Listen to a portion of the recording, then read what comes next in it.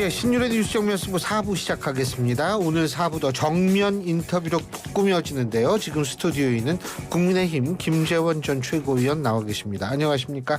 안녕하세요.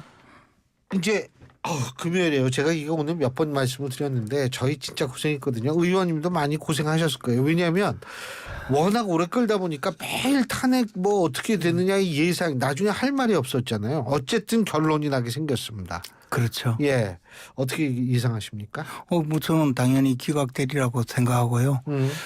그게 최근에 조짐이 좀 있었어요. 특히 윤석열 대통령 구속 취소로 석방되고 난 다음에 갑자기 난데없이 민주당에서 그 전까지는 별로 관심이 없던 마은혁 후보자를 임명하라고 엄청 공격적으로 나오고, 그것이 사실 마은혁 후보자 임명 자체뿐만 아니고 갑자기 최상목 부총리, 당시 권한대행이던 최상목 부총리 탄핵 이야기, 그리고 더 나가서 이제 한덕수 국무총리가 다시 복귀를 하니까 한덕수 권한대행도 탄핵하겠다, 쌍탄핵 뭐 이러면서 압박을 하고, 그러다가 뭐 최후위 통첩부터 시작해서 중대한 결심까지 이야기 나오다가 이제는 마은혁 자동 임명법, 그리고 또 그 문영배 이미선 재판관 임기 연장법, 그까지 나왔잖아요. 네. 저는 사실 제가 만약에 문영배 이미선 재판관이면 치욕스러울 것 같아요. 쉽게 말해서 당신들 임기 6개월 연장해 줄 테니까 우리 원하는 판결하라는 거잖아요. 그리고 당신들은 우리 편이니까 임기 연장해도 당신들 그 한 6개월 동안에 해치울 수 있다, 이런 이야기를 만천하에 공개한 거잖아요.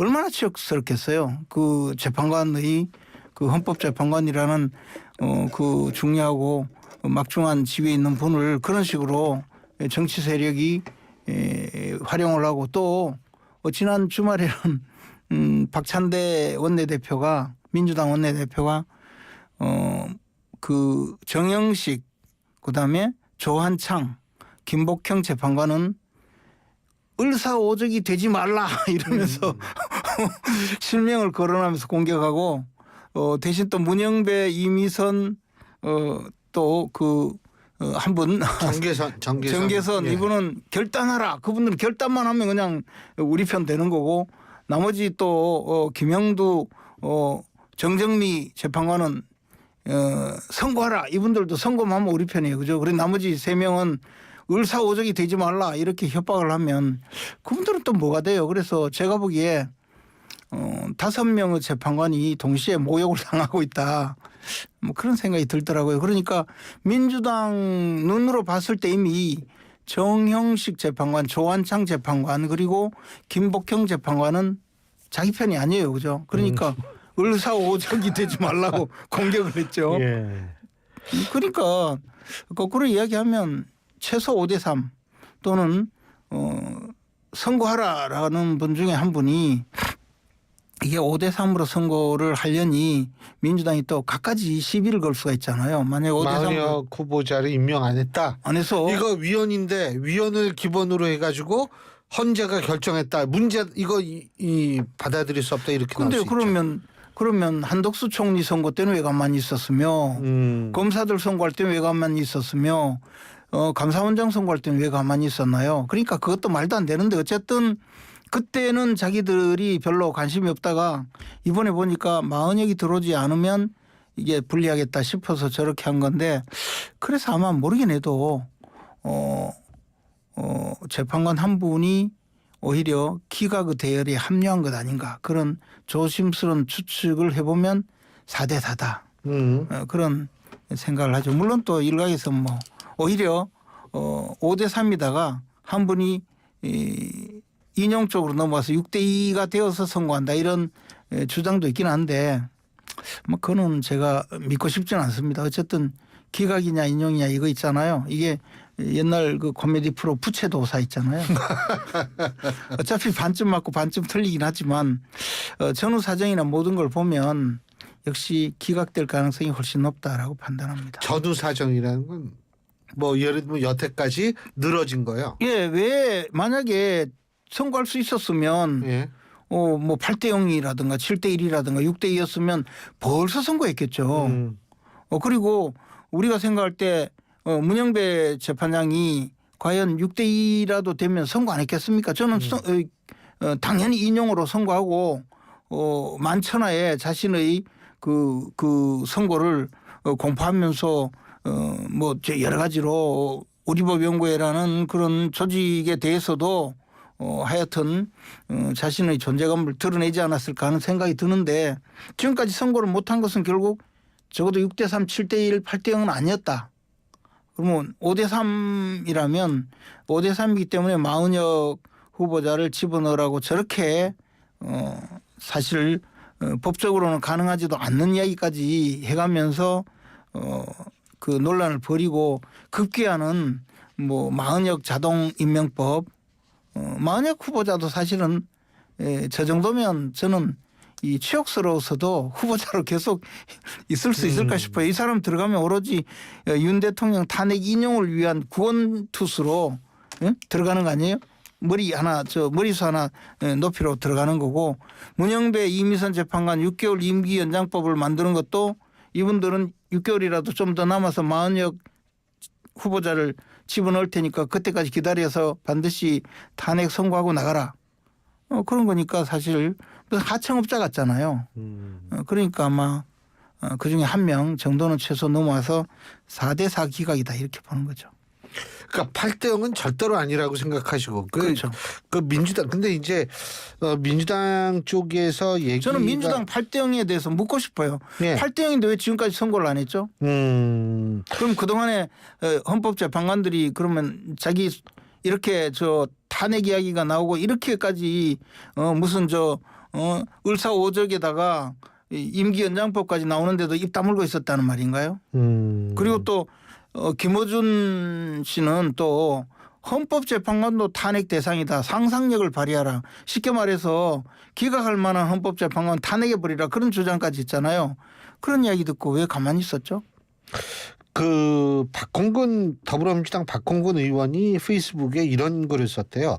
마은혁 재판관을 후보자를 임명하라는 헌재의 결정을 한덕수 대통령 권한대행이 거부함으로써 헌재가 불완전하고 비정상적인 정족수로 내란 수계 윤석열을 끝내 파면하지 못하거나 기각하는 결론을 내린다면 이를 수용할 수 없는 것은 너무나 자명하다. 이 얘기거든요. 불복할 수밖에 없다는 거고. 뭐 이거 어떻게 보십니까? 그 박홍근 의원이 그냥 개인이라고 보기가 어려운 것이 직전에 원내대표였잖아요. 그것이 아마 민주당 내에 상당히 많은 의원들을 아마 그 분위기를 대변한다고 봐요. 그런데 첫째 하나는 그 새로운 지금 이제 상황이 됐지 않습니까? 오는 금요일 4월 4일 날 선고를 하게 되었는데 지금까지 민주당은 계속 윤석열 대통령이나 또는 우리 당에 대해서 그 승복 선언을 해라. 뭐 그런 주장을 많이 했거든요. 그랬는데 최근에 와서는 민주당이 승복하겠다는 이야기를 한 번도 안 해요. 대표적인 것이 지금 박홍근 전 원내대표가 마은혁 후보자를 투입해서 판결 선고하도록 하지 않았기 때문에 만약에 기각되면 불복하겠다 이런 취지거든요. 그런데 오늘 박찬대 원내대표가 발언한 것도 보면 국민의 명령이다. 뭐 또는 명령한다. 국민과 함께 지켜보겠다. 유일한 길은 윤석열 파면이다. 이렇게 주장하면서 명령이다. 뭐 이렇게 이야기해요. 그러면서 승복하겠다는 이야기는 하지 않거든요. 이거는 뭐냐면 민주당이 지금 보여주고 있는 이 태도가 어떻게든 판결이 자신들 원하는 대로 선고되지 않으면 불복하겠다는 것을 나타내는 것 같아요. 물론 많은 대한민국 국민들이 지금 거의 둘로 쪼개져서 판결을 지켜보고 있기 때문에 승복하지 못하는 분들이 많이 나올 수는 있으리라고 봅니다. 그러나 적어도 정치 세력에서는 그것을 부추기거나 부안해동해서 그거를 따라가서는 안 되겠죠. 저는 반드시 일정 부분에서는 판결을 승복하는 태도가 중요하다고 봅니다. 그런데 첫째 하나는 민주당은 애당초부터 자신들이 원하는 결론이 나지 않으면 불복할 사정으로 있는 것 같고 두 번째는 뭔가 알고 있는 것 아닌가 그런 생각도 조금 듭니다. 밑자락을 까는 느낌도 들기도 하고요. 뭔가를 알고 있다는 건 헌법재판소가 어떤 결정을 내릴지를 대충 심작하고 있다. 저희들보다는 아무래도 민주당이 훨씬 더 정보 접근에 용이합니다. 예를 들어 정계선 재판관 남편이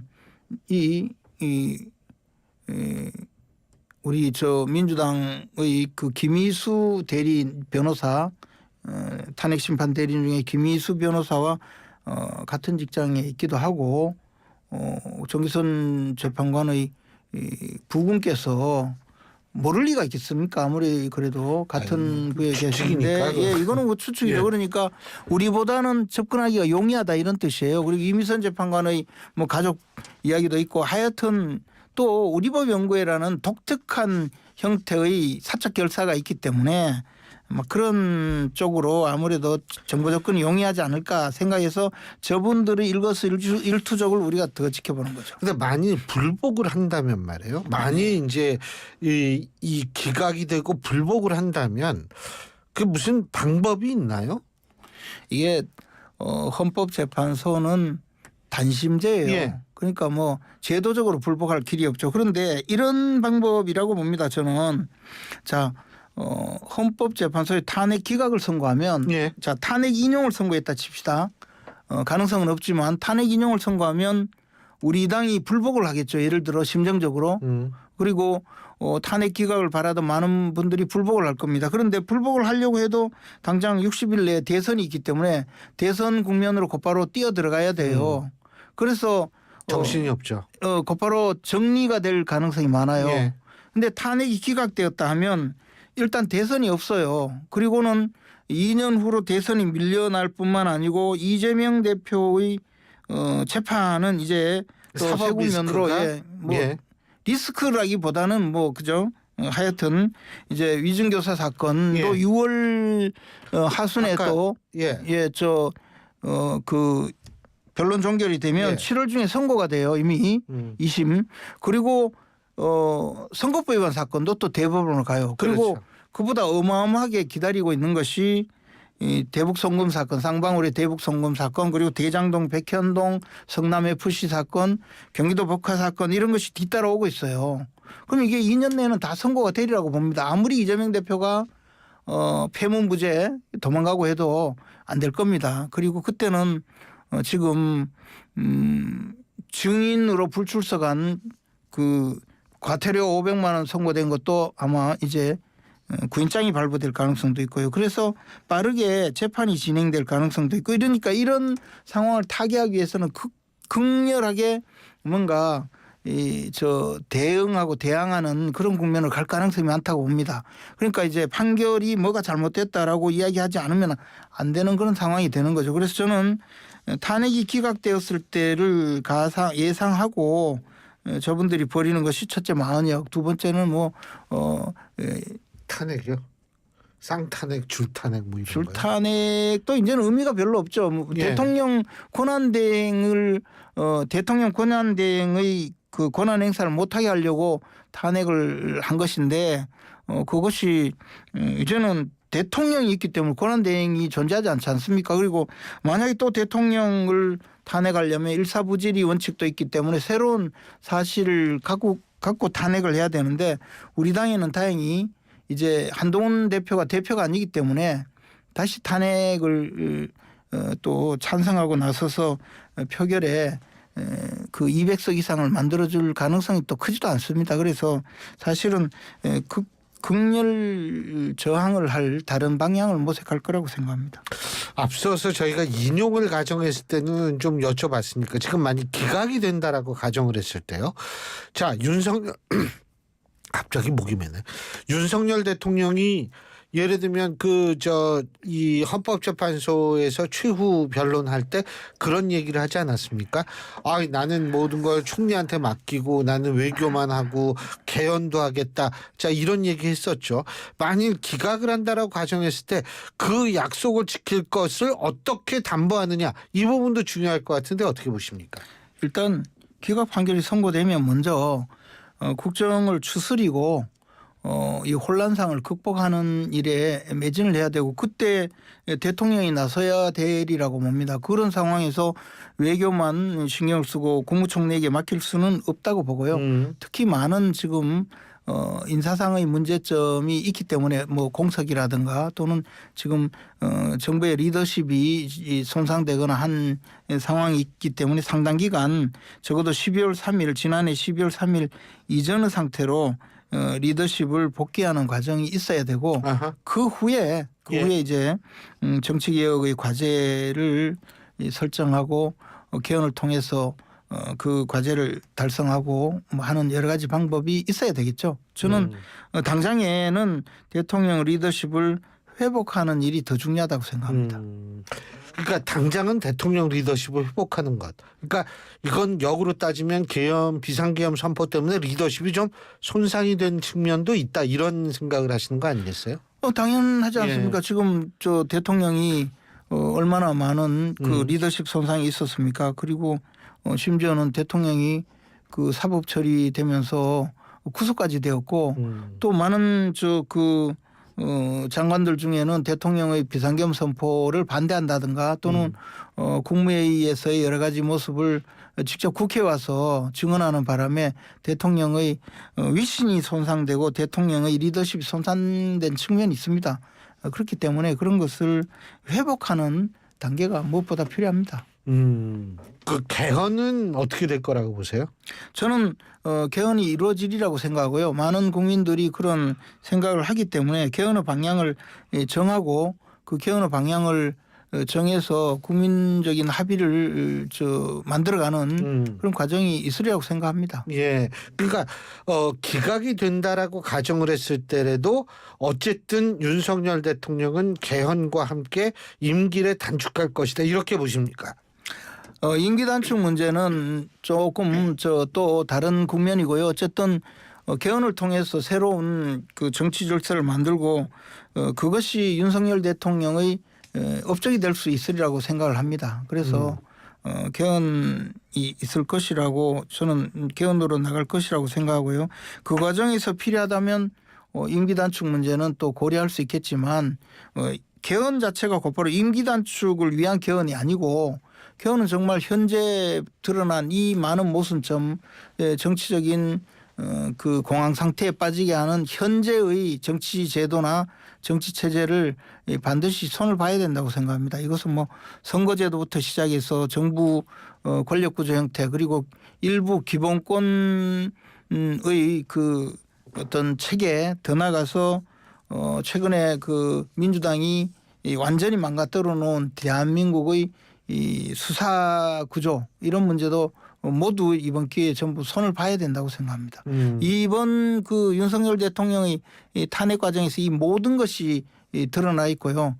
그렇게 하는 과정에서 뭐 국회 예산권 문제를 거론하는 분들도 있고 한데 뭐 그런 것까지 포괄적으로 전부 마련을 해야 되고 또 예를 들어 국무위원이나 특히 대통령이나 국무위원이 탄핵 소추됨으로써 그 직무가 정지되는 것 이것을 악용해서 민주당이 방송통신위원장의 직무를 정지시키려는 목적으로 탄핵 소추를 계속한다든가 이런 것도 이제는 이 제도적인 고려 대상이 되었다 그렇게 봅니다. 자 이제 만일 인용이 된다라고 가정을 했을 때에는요. 이렇게 되면 이제 조기 대선 국면으로 갈 텐데 그런데요. 요거 다시 한번 말씀을 드려야겠네요. 3월 25일부터 27일까지 전국 18세 이상 1000명을 대상으로 한 전화 면접 조사고요. 한국갤럽 자체 정례 여론조사입니다. 자세한 내용은 중앙선거 여론조사 심의위원회 홈페이지를 참조하시면 되시는 여론조사인데 이거를 보면은 이재명 대표 34가 나와요. 근데 김문수 장관, 한동훈 전 대표, 오세훈 시장, 홍준표 시장, 안철수 의원 다 합해봤자 여기보다 훨씬 못 미치거든요. 김문수 장관 제일 높은데 8%, 한동훈 전 대표 5%, 막 홍준표, 오세훈 두 시장은 3%, 안철수 전 의원 1%. 자, 이거 어떻게 보세요? 이 상황? 일단요.